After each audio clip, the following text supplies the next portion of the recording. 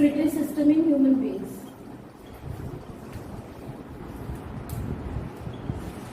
A pair of organ system मतलब पूरा structure, जो कंप्लीट स्ट्रक्चर है, जो एक्सक्रीशन में हेल्प करता है. A pair of organ, kidneys, help in excretion in the human bodies. Kidneys are present dorsally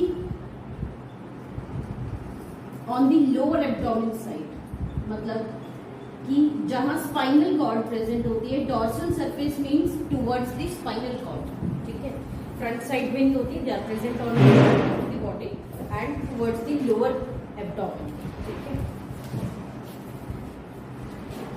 दो पेयर ऑफ किडनीज में से the right kidney is present below the left kidney, they are not present at equal level. Right में liver present होता है और ये liver kidney को थोड़ा सा नीचे की तरफ पुश करता है, जिससे कि ये किडनी नीचे होती है और लेफ्ट वाली किडनी ऊपर होती है. हालांकि इतना गैप नहीं होता, बट फिर भी एक माइनर अनइक्वालिटी क्रिएट कर देता है. ठीक है, किडनीज का 3 role main. To remove urea. Urea is the waste generated in the human body. Waste कैसे? जो भी proteins are the building block. ये हमारी बॉडी डाइजेशन के बाद प्रोटीन्स बनाती है और इनको यूज करती है सेल की स्ट्रक्चर बनाने में, हॉर्मोन्स में, एंजाइम्स में. जब ये प्रोटीन डेड हो जाता है, this protein is broken and converted into a safe waste called urea. ठीक है, सेफ है, बॉडी में स्टोर हो जाएगा, वाटर में डिसॉल्व हो जाता है, वाटर सॉल्युबल है. ठीक है, डिसॉल्व इन वाटर. और थर्ड, ये इतना स्मॉलर है कि ये मेम्ब्रेन्स में से डिफ्यूज कर जाता है. प्रोटीन एक बिगर स्ट्रक्चर है, डिफ्यूज नहीं कर सकता था, तो जो प्रोटीन को यूज कर चुकी बॉडी ब्रेन में है, आई में है, देखने में जो लेंस हेल्प कर रहा है वो भी प्रोटीन है. ठीक है, ब्लड पिगमेंट जो ब्लड ऑक्सीजन लेकर जा रहा है वो भी प्रोटीन है. जब ये काम का नहीं रहता तो इसको तोड़ा जाता है, क्योंकि इतना बड़ा होता है कि ब्लड वेसल में जाएगा ही नहीं. इधर से उधर पहुंचाना बड़ी चीज को बड़ा मुश्किल होता है, तो इसको तोड़कर बदला जाता है, अमोनिया में बदला जाता है. वो सेफ नहीं होता, वो जहर का काम करता है बॉडी में. अमोनिया को बदल के फिर लास्ट बॉडी किसमें बदलती है? इसको यूरिया. तो ये सेफ है, बॉडी में घुल जाता है, आसानी से ब्लड में पहुंच जाएगा. और पहुंचने के लिए मेम्ब्रेन को क्रॉस करना पड़ेगा, उसके लिए पानी में घुला हुआ हो तो क्रॉस हो जाएगा, पानी में घुला हुआ नहीं है तो क्रॉस नहीं होगा. तो ये water soluble, safe and easy to diffuse है, इसीलिए ये डिफ्यूज करता है, यूरिया बनता है. Second, anything which is excess in the body, excess substances को भी रिमूव करता है हमारी बॉडी से. The kidneys help to remove the excess substances in the body. Excess में ग्लूकोज होता है, बॉडी स्टोर नहीं करती ज्यादा, थोड़ा बहुत स्टोर करती है. मिनरल्स होते हैं, मिनरल्स जैसे सोडियम, कैल्शियम, पोटेशियम. मेन तो Na+ और K+ होता है, H+ होता है. H+ आपने सुबह पढ़ा, दिस इज एन एसिड. हमारी बॉडी में H+ ज्यादा हो गया तो एसिडिक हो जाएगा. सलाइवा तो बेस में काम करता है, कुछ चीजें तो काम नहीं करती, एसिडिक मीडियम हो जाए तो. अगर कहीं ज्यादा H+ हो गया तो वो चीजें काम नहीं करेंगी. एक बैलेंस चाहिए एसिड और बेस का, उसके लिए H+ की अमाउंट होनी चाहिए. जैसे कहीं एसिडिक है, कोई काम एसिड में होता है जैसे स्टमक में, तो वहाँ H+ ज्यादा होना चाहिए. कोई काम बेस में होता है तो वहां पर H+ कम होना चाहिए. अब इसके लिए H+ का बैलेंस मेंटेन करना पड़ता है, ना कम होना चाहिए ना ज्यादा होना चाहिए. अगर ज्यादा हो जाए तो कौन रिमूव कर देता है? उसको किडनी से रिमूव कर देता है. इसके अलावा अगर वाटर भी हमारी बॉडी में एक्सेस हो जाए, then it is removed by the water. The third function that is performed by the kidneys is osmoregulation. Osmo मतलब लिक्विड, और लिक्विड में हमारा सबसे पहला दिमाग जाता है वाटर. रेगुलेट करना मतलब मैनेज करना, ना चीजें कम है और ना चीजें ज्यादा है. ठीक है, वाटर की क्वांटिटी को भी मैनेज करती है बॉडी किडनीज. तो किडनी में पानी इस तरह से होता है, बॉडी में कम है तो किडनी दे देती है, बॉडी में ज्यादा है तो किडनी ले लेती है. बॉडी में वाटर की क्वांटिटी इस वजह से क्या रहती है? बैलेंस रहती है. ठीक है, तो किडनी फ्री तीन फंक्शंस में हेल्प करती है। Removal of the waste, protein waste, proteins contain nitrogen. हम इसीलिए कभी कभी कहते हैं kidneys help to remove nitrogenous waste from the body because proteins are made up of nitrogen. They also help to remove the excess substances present in the body. They also help to maintain the balance of water in the body. इसके लिए the blood comes from the heart. Heart से जो blood आता है वो lungs के through आया होता है। lungs से heart में aorta start हुई। aorta contains oxygenated blood और deoxygenated blood। लंग्स में जाएगा सिर्फ बिना ऑक्सीजन के, बाकी किसी ऑर्गन में जा रहा है वो ऑक्सीजन लेकर जाएगा। ठीक है, it means aorta contains an oxygenated blood. लेकिन ऑक्सीजन का होना ना होना प्योरिटी से कनेक्टेड नहीं है। यूरिया गंदी है, ये नहीं है तो हम कहते हैं ब्लड साफ है, और ये है तो हम कहते हैं ब्लड गंदा है। इसमें ऑक्सीजन तो है पर यूरिया भी है, तो इसीलिए इस ब्लड को कैसा ब्लड कहा जाएगा? इम्प्योर। ऑक्सीजन है तो ऑक्सीजनेटेड, नहीं है तो डीऑक्सीजनेटेड। यूरिया है तो इम्प्योर, यूरिया नहीं है तो प्योर। कभी कभी हम कनेक्ट कर जाते हैं कि ऑक्सीजन है तो प्योर, ऑक्सीजन नहीं है तो इम्प्योर। ऑक्सीजन का होना ना होना प्योरिटी को डिसाइड नहीं करता। ठीक है, समझ गए? नाउ दिस ब्लड, ये जो एओर्टा है ये हार्ट से निकल के लोअर बॉडी की तरफ जाती है, और जो ऑर्गन मिलता है ये उसको एक ब्रांच दे देती है ब्लड की, और बाकी ब्लड कहाँ चला जाता है? नीचे। फिर कोई ऑर्गन आया, उसने एक ब्रांच दे दी ब्लड की, फिर चला गया। जैसे वाटर सप्लाई सिस्टम होता है। जब ये किडनी में पहुंचता है तो दोनों किडनीज को एक ब्लड वेसल की ब्रांच देता है।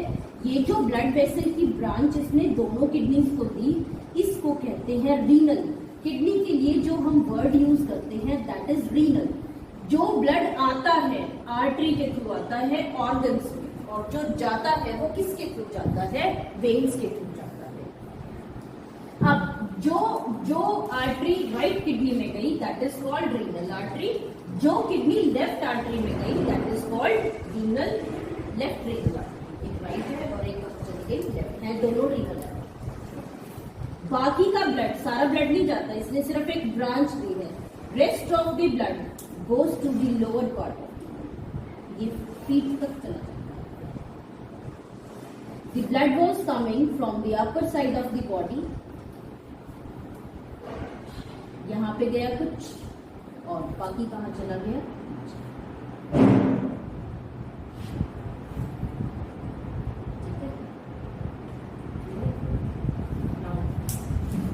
जब ये ब्लड नीचे तक चला जाता है फिर इसके बाद ये वापस मुड़ती है ऊपर। ठीक है, जिस ऑर्गन को ब्लड देते गई वहां से वापस इकट्ठा करती है। ऑर्गन में गया था ऑक्सीजन लेकर, और जब ऑर्गन से वापस आएगा तो ऑर्गन को ऑक्सीजन दे चुका होगा। अब ये ब्लड कैसा हो जाएगा? डीऑक्सीजनेटेड। और टेक्निकली हम इसको कौन से कलर से शो करेंगे? अब जब ये ऊपर की तरफ जाता है ब्लड, एक तो कम हो चुका होता है प्रेशर, और फिर अगेंस्ट द ग्रेविटी जा रहा है तो फ्लो स्लो हो जाती है, बैक फ्लो हो सकती है। आप कभी ऊपर जा रहे हो, अगर आपकी ताकत कम हो गई जाते जाते ऊपर, तो आप नीचे की तरफ स्लाइड कर सकते हो। उसको प्रिवेंट करने के लिए अब इस वेन में क्या प्रेजेंट होंगे? Now this when collects the blood from each and, और लास्ट में इस वेन को फिर हम क्या कहने लग जाते हैं? सबसे ब्लड इकट्ठा करेगी, हार्ट की तरफ जाएगी, और जब ये हार्ट की तरफ सबसे ब्लड इकट्ठा कर चुकी होती है, मेजर वेन बन चुकी होती है ये, then it is called vein from the lower body part called inferior vein. ठीक है, समझ गए?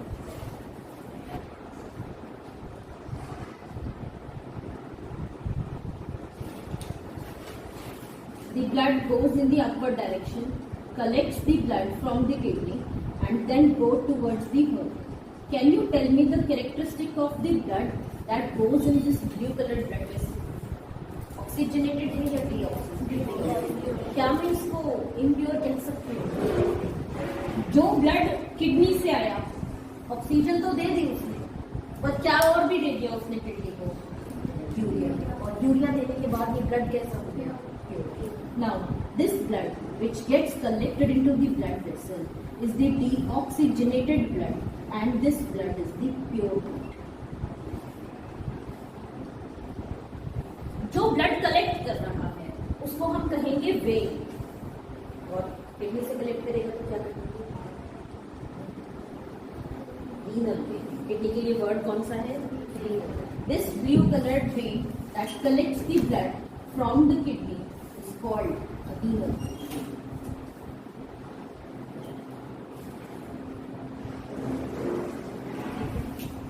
किडनीज में सारा का सारा यूरिया इकट्ठा हो चुका है। सारा जो ब्लड आया, यहाँ से ब्लड आया, उसने यूरिया यहाँ ड्रॉप की और विदाउट यूरिया चला गया। ठीक है। This urea is dissolved in water. कौन सी स्टेट में है ये? एक्वस। ठीक है। सॉलिड रिमूव भी नहीं हुए, पानी में घुलकर ही remove. It goes into a tube called the collecting tube, जो किडनी से आती है तो उसको कहते हैं ureter. This is the tube in which the urea in the dissolved form excess substances are collected into a bag like structure called the urinary bladder. These two are ureters. ये यहाँ से वेस्ट इकट्ठा करके लाती है, ये left से waste इकट्ठा करके लाती है, और इनसे सारा वेस्ट एक बैग लाइक स्ट्रक्चर में कलेक्ट होता है। This bag like structure is called urinary bladder and the waste collects till it becomes free flow. उसके बाद ये ब्रेन को ट्रिगर करता है that you have to remove it. अगर इसके बाद भी आप कुछ देर होल्ड कर पाते हो, क्योंकि 1/4 स्पेस अभी है, the blood the waste can still be collected, और उसके बाद ये शार्प सिग्नल देता है to use the washroom. This is the urethra through which the waste is taken. This represents the excretory system.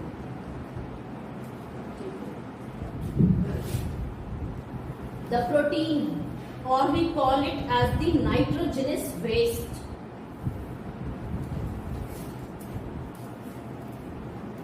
First of all, breaks into ammonia. पर ammonia एक poisonous substance है। जैसे ही बनता है ऐसे ही बॉडी से रिमूव करना पड़ता है। ये पॉइजन है एक तरह से बॉडी के लिए। Plus it requires large quantity of water to be remove.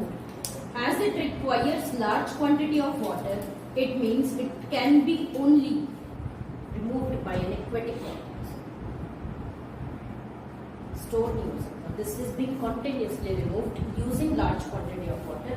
तो एक्वेटिक ऑर्गेनिज्म अमोनिया बनते ही उसको रिमूव करते रहते हैं। Aquatic organisms are also therefore called ammoniotelic organism because they remove ammonia from their body. ठीक है। नाउ अमोनिया सेफ नहीं है। कुछ ऑर्गेनिजम्स में अमोनिया यूरिया में कन्वर्ट हो जाता है, कुछ ऑर्गेनिजम्स में अमोनिया यूरिक एसिड में कन्वर्ट हो जाता है। यूरिया सेफ है, स्टोर लेकिन कम टाइम के लिए होगा, और प्लस इसको रिमूव करने के लिए वाटर कम रिक्वायर्ड है। इसको तो कई दिनों तक स्टोर कर सकते हैं, वाटर की रिक्वायरमेंट नहीं होती इसको रिमूव करने के लिए। No any water required, plus can be stored for days. This mode is used by birds because they fly for many days continuously, like migratory birds. ये सी के ऊपर से continuously fly करते हैं for many days and they cannot excrete out meanwhile. That's why they have to store their waste with minimum water. Minimum water इसलिए क्योंकि fly करना है तो body का weight ज़्यादा नहीं होना चाहिए। पानी ज़्यादा होगा तो they will not be able to fly. To make the flying process easier, their weight is very less. इनकी बोन्स भी hollow होती है ताकि इनका वजन कम रहे और ये फ्लाई कर सके। टीथ भी नहीं होते इसीलिए इनके अंदर, ये फ्लाई कर सके। बॉडी भी स्ट्रीमलाइन होती है ताकि ये फ्लाई कर सके। तो वाटर कम से कम चाहिए और कई डेज स्टोर हो जाएगा तो बॉडी वेट इंक्रीज नहीं करता, इसलिए यूरिक एसिड रिमूव करना इसके लिए तो इनकी बॉडी एडेप्टेड इसी तरह से होती है कि ये कौन से वेस्ट को रिमूव कर रहे होते हैं, uric acid. That's why the birds are called uricotelic organisation.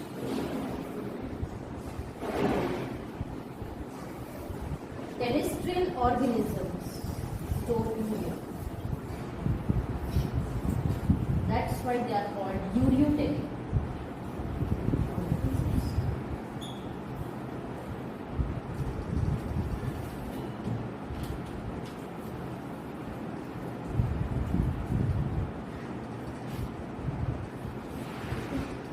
Next लिखेंगे एक्सक्रीटरी यूनिट।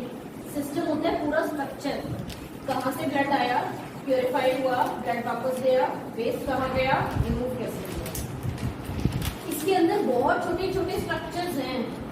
इन छोटे छोटे स्ट्रक्चर में सब थोड़ा थोड़ा ब्लड ले लेते हैं, थोड़े थोड़े ब्लड को सब साफ करते हैं, फिर साफ हुआ ब्लड तो ब्लू वेसल के थ्रू चला जाता है, और जो इनमें वेस्ट इकट्ठा होता है वो किस में चला जाता है, जैसे एक पापड़ की फैक्ट्री है, ठीक है, हम तो ये देख रहे हैं कि पापड़ का रॉ मटेरियल आया, पापड़ बनकर आया, ट्रांसपोर्ट हुआ, पब्लिक तक पहुंचा।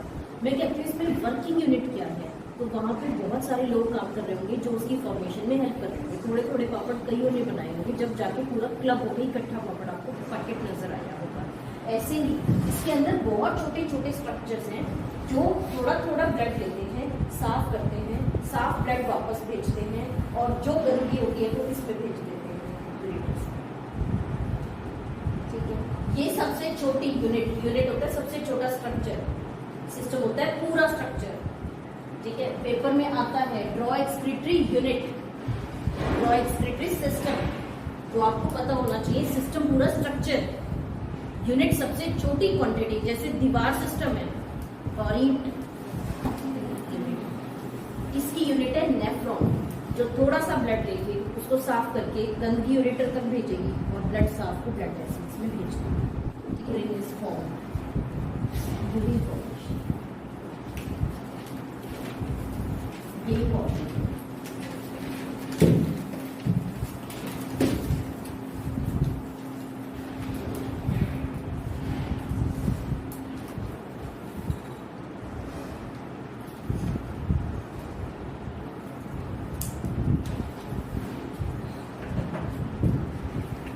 डायमेंशन 3 मिलीमीटर होंगी।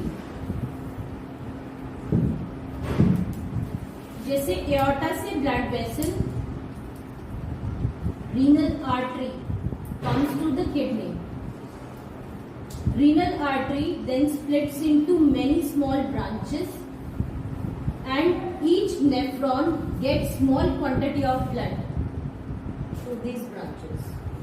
आर्टरी जब फर्दर स्प्लिट करती है तो हम इसको आर्टेरियोल बोलते हैं। मेन क्या थी, एओर्टा, ऑर्गन को मिली आर्टरी, ऑर्गन में जगह जगह देनी है तो ब्रांच बनती है, इन ब्रांचेस को क्या कह रहे हैं, आर्टेरियोल। अभी इनमें कहीं भी होल्स नहीं, ब्लड किसी से बाहर नहीं है, ब्लड को एक एक सेल तक पहुंचाने के लिए ब्लड को लीक होना पड़ता है, बाहर निकलता है, लेकिन वो आर्टेरियोल से नहीं निकल सकता क्योंकि पैक होता है। Arteriole then splits into many branches, एक नेटवर्क बनता है और इन ब्रांचेस में पोर्स बनते हैं। पोर्स बनने से the blood comes out from these blood vessels, और इनमें जिनमें से, हालांकि आर्टेरियोल की ही डायमेंशन होती है, बट क्योंकि पोर्स होते हैं इनमें, तो इन पोर्स की वजह से इन ब्लड वेसल्स को हम क्या कहते हैं, कैपिलरी। जिस ब्लड वेसल से ब्लड निकलना शुरू होता है उनको क्या कहेंगे, कैपिलरी। और ब्रांच बनती चली जा रही है, इसीलिए इस ट्यूब को हम कहते हैं नेटवर्क ऑफ कैपिलरी, और नेटवर्क ऑफ कैपिलरी का वन कंबाइंड नेम होता है glomerulus. Network of capillaries are called glomerulus, ठीक है। ब्लड जो यहां से निकला, ये बॉमिन कैप्सूल है जो छलनी की तरह काम करता है। इसमें पोर्स होते हैं, बहुत फाइन पोर्स होते हैं, जिसमें से लगभग सारा ब्लड बॉमिन कैप्सूल में चला जाता है। एक होता है जो चीजें एक्सेस हैं बस वो दी ब्लड ने, एक होता है ब्लड ने सारा ही सब कुछ दे दिया बॉमिन कैप्सूल को और जरूरत की चीज उठा ली से। एक होता है फालतू चीजें निकाल दो, एक होते सब कुछ निकाल के जरूरत की खींच ले, ब्लड यहाँ पे वो काम करता है। तो यूरिन फॉर्मेशन में या working of excretory unit nephron में the first step is step number 1 ultra filtration. Ultra मतलब होता है फिल्ट्रेशन के लेवल से भी ज्यादा, लगभग सारा ब्लड चलकर बॉमिन कैप्सूल में चला गया, सिर्फ इसके अंदर बड़ी बड़ी चीजें बच जाती हैं। वो बड़ी चीजें होती हैं आरएनए और प्लेटलेट। कैपिलरी पूरी ब्रेक नहीं होती, सिर्फ छोटी छोटी चीजें इसमें पोर्स में से निकलती हैं, मेजर चीजें ब्लड में रह जाती हैं बड़ी। इस स्टेप को डिफाइन कैसे करेंगे? Whole of the blood accept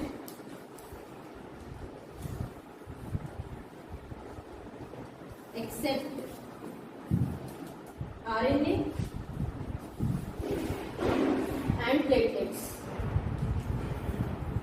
gets filtered in Bowman capsule.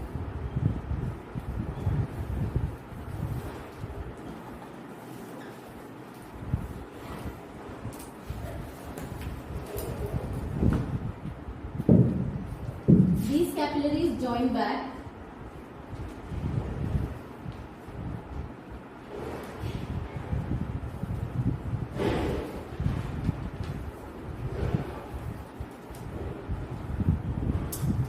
and they move in contact with the nephron और धीरे धीरे ऑक्सीजन कम हो जाएगी तो रेड कलर से कौन सा कलर नजर आना शुरू हो जाएगा?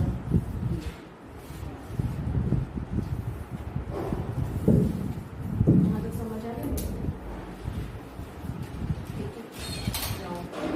Step number 2, step number 1 ultrafiltration, step number 2 selective reabsorption.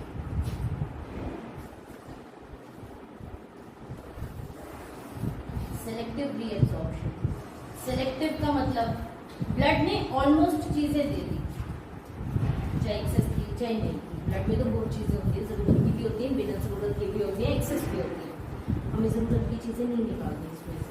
तो ब्लड क्या करता है? ब्लड ने तो फिलहाल तो दे दी सारी चीजें, ब्लड इसमें से जो जो चीजें ब्लड को चाहिए वो वापस खींचता है, ठीक है। लेकिन जो चाहिए सेलेक्ट करेगा, तभी मैंने वर्ड क्या लिखा? सेलेक्टिव। एब्जॉर्ब मतलब वो चीजें वापस एब्जॉर्ब करेगा जिसकी इसको या बॉडी को रिक्वायरमेंट थी। फिर एब्जॉर्ब से पहले वर्ड री इसको डिनोट करेगा दोबारा। इसका मतलब ब्लड ये काम कभी पहले भी कर चुका है। अंशिका कहाँ कर चुका है? इंटेस्टाइन, लार्ज स्मॉल इंटेस्टाइन का ileum part having water large intestine में और ग्लूकोज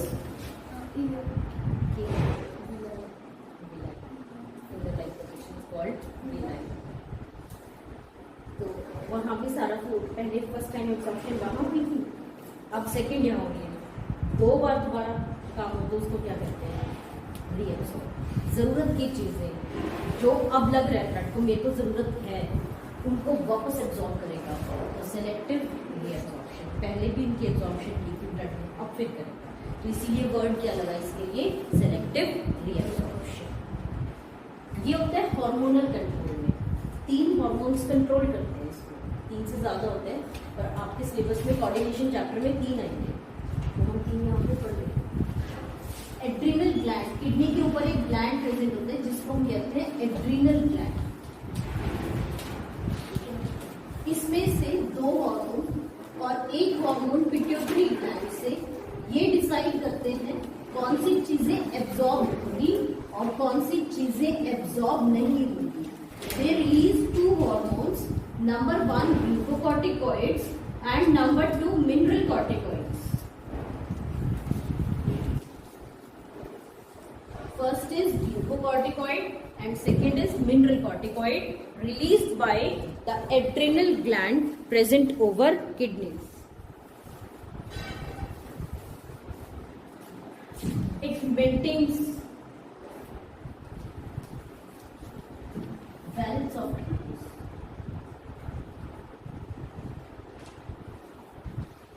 ऐसे लिखा है वैसे चैप्टर नंबर 2 में।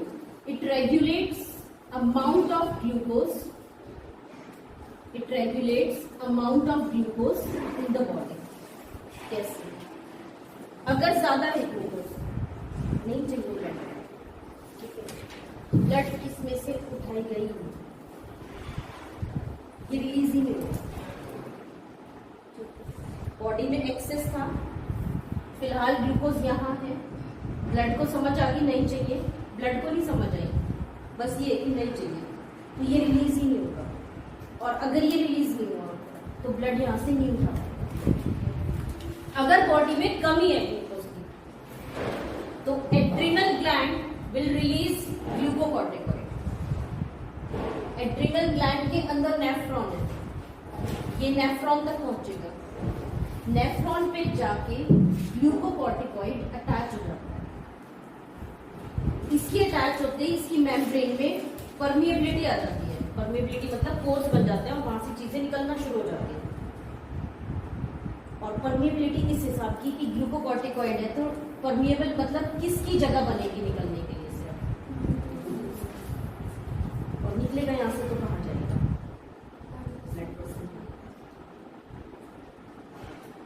ठीक है। जितना चाहिए उतनी ग्लूकोकॉर्टिकॉइड रिलीज होगी, इस पर अटैच होगी और इससे निकल के कहां चली जाएगी, और नहीं चाहिए। अब चैप्टर 2 सिर्फ ये कहता है it regulates amount of glucose. Chapter 1 कहता है kidney maintains the glucose level, और ये दोनों कनेक्टेड है, तो मैंने इसीलिए यहाँ बता दिया, ये out of syllabus second chapter में। Mineral corticoids, minerals, sodium ion, potassium ion, chloride ions, जितने भी आयन्स हैं, आयन्स ब्रेन के सिग्नल को पहुंचाने में हेल्प करते हैं। ज्यादा हो गई ना तो बैठा बैठा भी बंदा एक्टिव रहता है। Mineral corticoid balances the amount of minerals in the body. अगर मिनरल ज्यादा है तो मुकुंद रिलीज हो गई, then it is not released by the body, ठीक है। If minerals are less it gets released, it attaches to proximal convoluted tubule. Minerals यहाँ से पोर्स बन जाते हैं, खिंच जाती है इनके जुड़ने से मेम्ब्रेन, इसको थोड़ी पता उठाना है नहीं उठाना। ब्रेन ने हार्मोन रिलीज किया, हार्मोन यहाँ अटैच हो गया, हार्मोन के अटैच होती है मेम्ब्रेन खिंच जाती है, जगह नहीं होती उसमें जुड़ने की, और जैसे ही वो खिंचती है उसमें गैप बनते हैं, गैप में से क्या निकलना शुरू हो जाता है, यहाँ से निकलेगा तो कौन उठाएगा।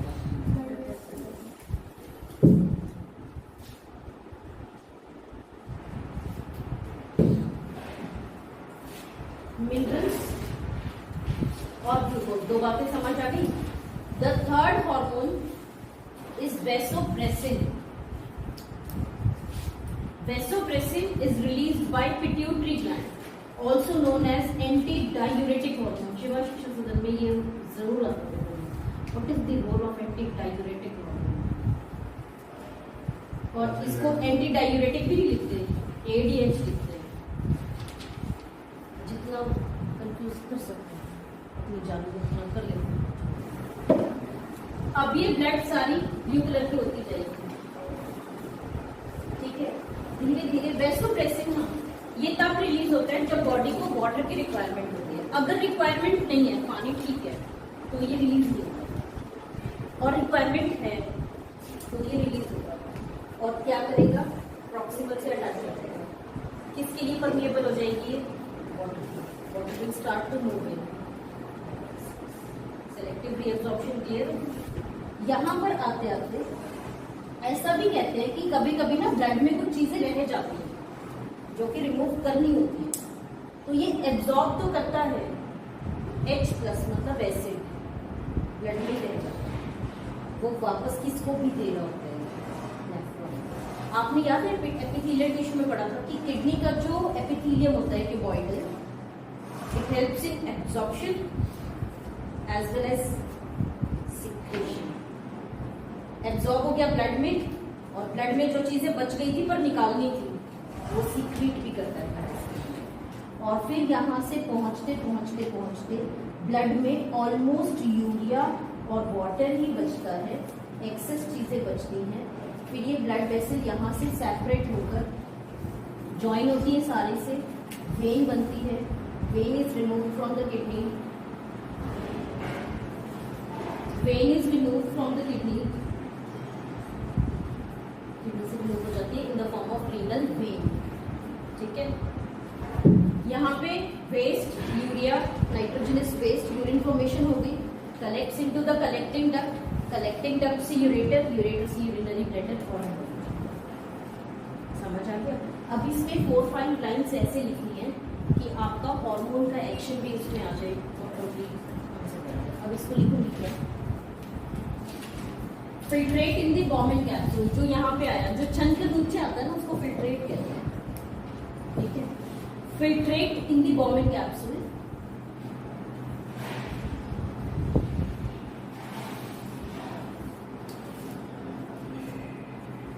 passes through proximal convoluted tubule PCT and Hughes of Henry, where blood reabsorbs,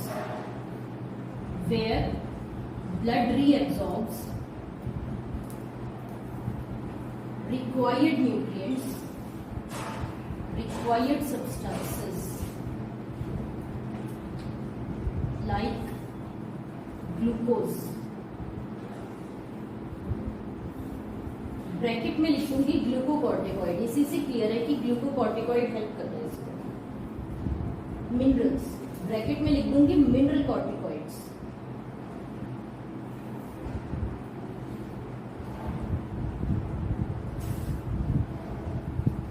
and anti diuretic hormone and water via anti-diuretic hormone।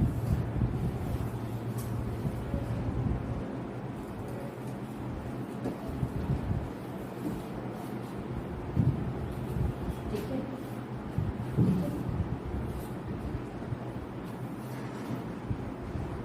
after reabsorbing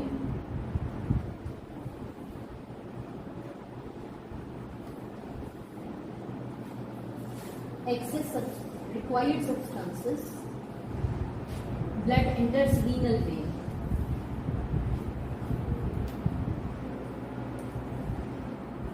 अब फिल्ट्रेट को क्या कहेंगे?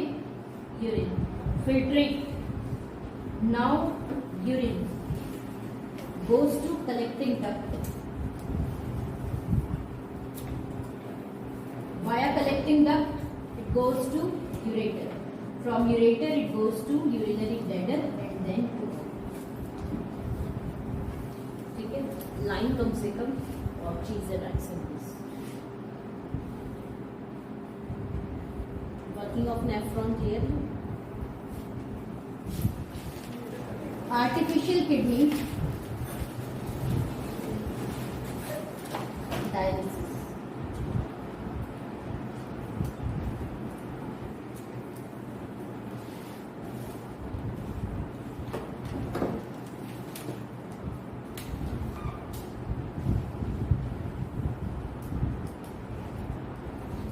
इनकी मेम्ब्रेन सेमी परमिएबल है, मतलब कुछ भी इसमें से ऑस्मोसिस या डिफ्यूजन हो सकती है।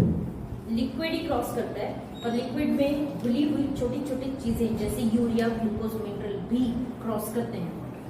ठीक है, true particles show osmosis along with water, मतलब पानी खाली नहीं जाता, पानी के साथ जब ऑस्मोसिस हो रहा होता है तो ट्रू पार्टिकल जो बेहद स्मॉल डायमेंशन का हो वो भी रिमूव हो जाता है। ठीक है, this is connected via cannula.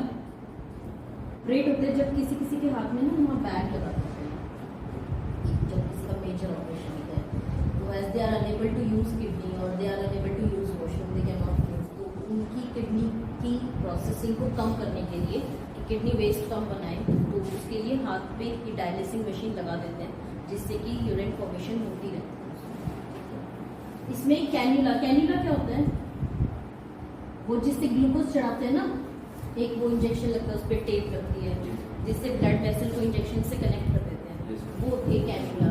Cannula के थ्रू इसको कनेक्ट करते हैं, यहाँ से आने वाला सारा ब्लड, हालांकि यहाँ से निकल के जा रहा होता वेन्स में, पर वेन्स में पहुंचाने से पहले ये ब्लड इस डायलिसिंग मशीन में चला जाता है। यहाँ पे ये सेमी परमिएबल मेम्ब्रेन है, ये लिक्विड प्योर लिक्विड है। जो भी चीजें इसमें ज्यादा होंगी ब्लड में, आरबीसी भी ज्यादा है वैसे तो, ग्लूकोज भी ज्यादा है, पर छोटी छोटी चीजें आरबीसी, प्लेटलेट, डब्ल्यूबीसी ट्रिगर होते हैं, उतने फोर साइज होता ही नहीं है इसका कि वो रिमूव हो जाए। वो कोलॉइडल पार्टिकल्स होते हैं, वो रिमूव नहीं हो सकते।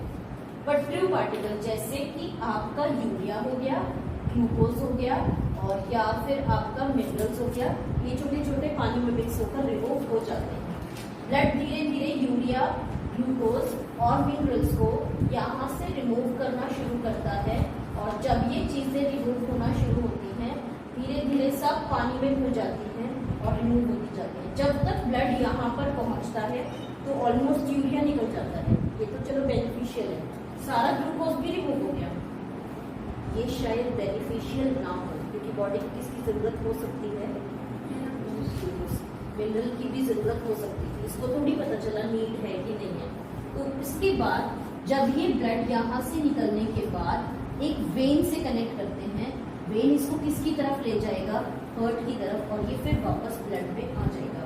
आर्टरी से निकला, सारा इनके थ्रू क्रॉस हुआ और फिर किसके अंदर चला गया, वेन के अंदर। इससे ब्लड प्योरीफाई हो गया। कुछ देर तो ये प्रोसेस चलता रहेगा, पर ग्लूकोज और मिनरल की कमी हो जाएगी, तो पेशेंट को ग्लूकोज की ड्रिप लगा देते हैं ताकि ग्लूकोज और मिनरल उसको सप्लीमेंट्री मिलता रहे। लेकिन कुछ देर के बाद इस सॉल्यूशन में यूरिया फिल हो जाएगी, इसको हम कहते हैं सॉल्यूशन एग्जॉस्ट हो गया, इसके अंदर यूरिया फिल हो गया। अब अगर इसमें यूरिया फिल हो गया तो ब्लड में से यूरिया निकालने के बजाय ऐसा भी हो सकता है कि ब्लड में यूरिया जाना शुरू हो जाए।